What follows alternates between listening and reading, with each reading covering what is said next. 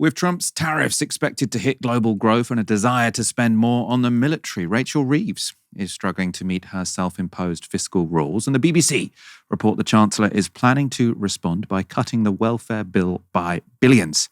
Health and disability benefits are believed to be in the line of fire. The total welfare bill for health-related benefits is currently 25% higher than it was before the COVID pandemic. It's forecast to continue increasing. The government currently spends £65 billion a year on health and disability benefits, and it's projected to rise to £100 billion by 2030. Past attempts to cut disability benefits have, of course, as you'll know, had disastrous consequences, leading to outright destitution among many of Britain's most vulnerable. It was down to Justice Secretary Shabana Mahmood to defend the plans on Radio 4 this morning. It is right that a Labour government strains every sinew to make sure that the support is available to prevent people from leaving the labour market, or if they have left the labour market, to help them get back into it. The welfare secretary has been very clear that this has got to be a clear focus for our government. There's a moral case here for making sure that people who can work are able to work. And there's a practical point here as well, because our current situation is unsustainable. So on both of those measures, I think the welfare secretary is looking at the right area of policy, and she will be setting out, in a matter of weeks in the very near future. It's a political and moral choice, isn't it? It's a political and moral choice. The government spends over £1 trillion or billions and billions and billions. You've got to find some savings. You can look at lots of different budgets, and you think it's right morally and politically right now, in our current circumstances, to say if savings have to be found, the welfare budget is where Rachel Reeves should go. We've seen a huge rise in that welfare budget. We know that there are millions of people who are out of work in our country who want to be in work. It is absolutely morally the right thing to do to support people, to make sure either they don't leave the labour market, or if they have, they're supported to get back into it. So she's sort of switching the Labour Party between we don't want to do this, but we have to do it because we're short of money, to actually this is a good thing to do because we want to get people back to work. On the former argument, of course, when a government is short of cash, cutting spending isn't the only option. They could also raise taxes on the very rich. They could also borrow to invest. But I do think it makes sense when it comes to day-to-day spending to try and tax people to pay for that. One thing they can do is, as I say, tax the rich. That's not normally very popular among the very rich, though a group called Patriotic Millionaires are demanding just that. One of their number is Dale Vince, the founder and owner of green electricity company Ecotricity. I caught up with Dale earlier today and asked what he thought about Labour's plans to cut the welfare budget. Well, I understand that global events have changed the economic outlook, and I think there's like 10 billion arguably missing to take into account. But I think that cutting welfare budgets, that's not the only option that we have. We have the option to have a wealth tax, actually, something we proposed before the last budget. Just 2% tax on wealth above £10 million will only affect 20,000 people, but would raise £24 billion a year. So we could fund that 10 billion gap and have a load more money to spend on the things that we desperately need in our country if we go about it in a different way. I know you're part of an organisation called Patriotic Millionaires, who are sort of calling for increased wealth taxes. To what extent are you in a very small minority amongst Britain's wealthy, or do you see that sort of there are a growing number of very rich people who are more open to the idea that they should pay a bit more in tax? If we are a minority, we're a minority within a minority, aren't we? Because people that are wealthy are a minority in our country. As I say, the £10 million and above threshold for a tiny, tiny tax will only affect 20,000 people. I think Patriotic Millionaires doesn't have 20,000 members, so you're probably right. We're a relative minority within that small group. But that doesn't matter to me. It's about fairness in our tax system. We have a £10 billion problem to solve. We shouldn't place that burden on the people in our country that have the least. I don't want you to necessarily reveal all of your financial affairs. I'll just say I've looked on Wikipedia. Wikipedia says you're worth £107 million. I don't know how accurate that is. But that would mean that you would be, according to your proposals, paying about £2 million extra to the state in the form of an annual wealth tax. Is that correct? And how would that work? I have no idea. I never even considered it or looked at it. I just think it's the right thing in principle. There's a lot of talk about what I'm worth, and there has been since around about, I don't know, 2008, I think, when the Sunday Times put me on their rich list. And they did it on the basis that Ecotricity, the company I founded and owned, they said was worth 100 million quid. So it sounds like it's gone up a little bit, according to Wiki. It's a paper fortune. So, there's not a lot of complexity about my affairs. I've got one bank account. I've got no offshore investments of any kind, and just this group of companies that I've built, which people say is worth, this, that, or the other. So it's a paper fortune, but it is what it is. I think that our tax system is unfair. We tax money made with a pair of hands, a job, at a far higher rate than we tax money made with money itself. We have capital gain tax for that, which is now 24%. It went up from 20 in the last budget. Whereas if you're paying income tax in total with national insurance and everything, you're paying nearly 50% of your income. And I think that disparity needs addressing, even in a tiny way, with this 2% wealth tax would be a good start.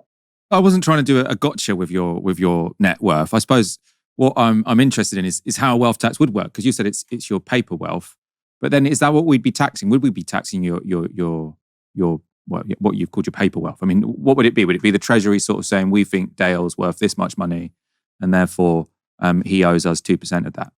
Like I said, I don't know. I haven't thought about it. I support the idea in principle. I hadn't thought about how it would affect me or be applied to me. And honestly, I don't care, because it would be a great thing to do. I respect that. That's a strong political position. People say, and I suppose Labour at the moment, they're terrified that growth isn't going to come about. They're worried about frightening the horses when it comes to wealthy people who they think will disproportionately invest in the country. They think they'll go over to tax havens. I mean, obviously a lot of them already have. Should they be worried about that? Should they be worried that if they introduce a wealth tax, then Britain's entrepreneurs will flee?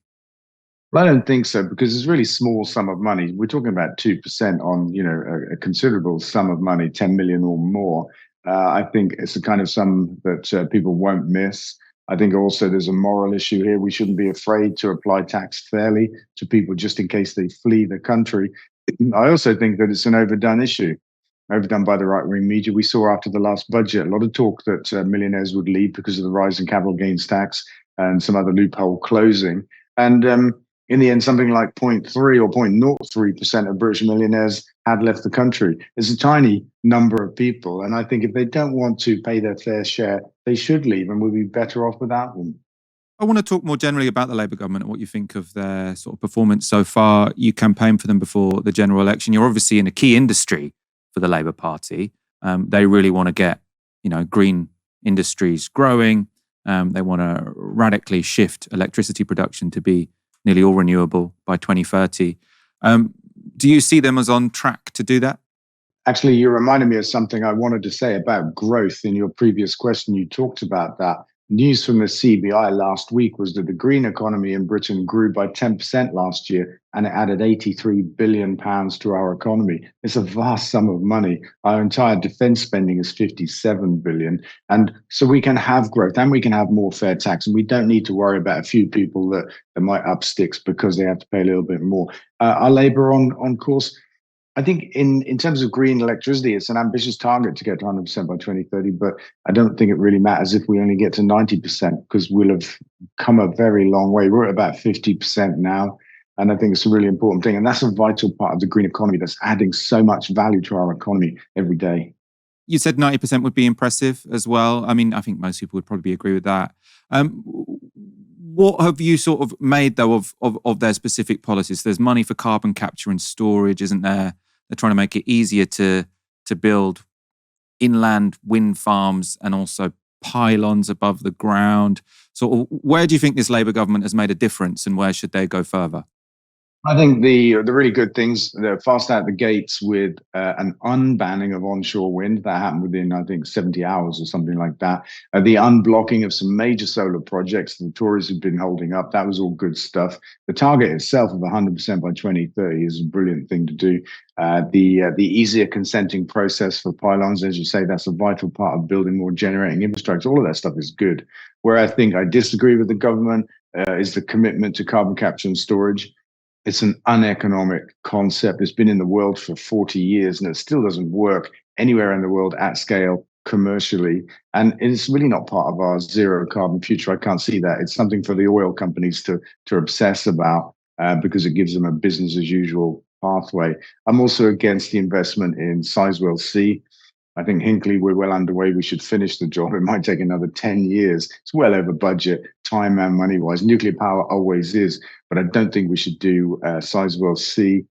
And that's probably it, really. You know, there's good and bad in there, I would say. And anything, I suppose, that they're not doing? Is there anything sort of that you think could really transform Britain's sort of green energy system, making it sort of cheaper and more abundant, that sort of they're not doing? Is there some sort of low-hanging fruit that you're sort of telling Ed Miliband, you should do this, you're missing a trick here? There is, actually. You reminded me. It's green gas made from grass. So we've talked, we normally just talk about electricity, the 2030 target, all that kind of stuff. But gas is a big part of our energy mix in the country right now, and particularly used for heating our homes is a major contributor to our emissions and what's known as decarbonizing home heating, I think, is the biggest, most difficult problem we have to solve to get to net zero. And we've got a legacy from the Johnson era government of a national heat pump program, which is absolutely bonkers. When in fact, rather than scrap the gas grid and throw away tens of millions of boilers, all we have to do is change the gas in the grid to be gas made from grass. It's a massive economic opportunity, 160,000 jobs created in the rural economy, which helps give a transition for farmers, enormous areas of land turned over to wildlife havens and that kind of stuff. And we can make carbon neutral gas here in Britain, priced here in Britain, independent of global fossil fuel markets. Mad economic opportunity, probably the biggest one in the green economy of all of them. Interesting. Other guests we've had have been very enthusiastic about sort of transforming our heating systems to heat pumps. I have to say, I'll have to look into this making gas from grass.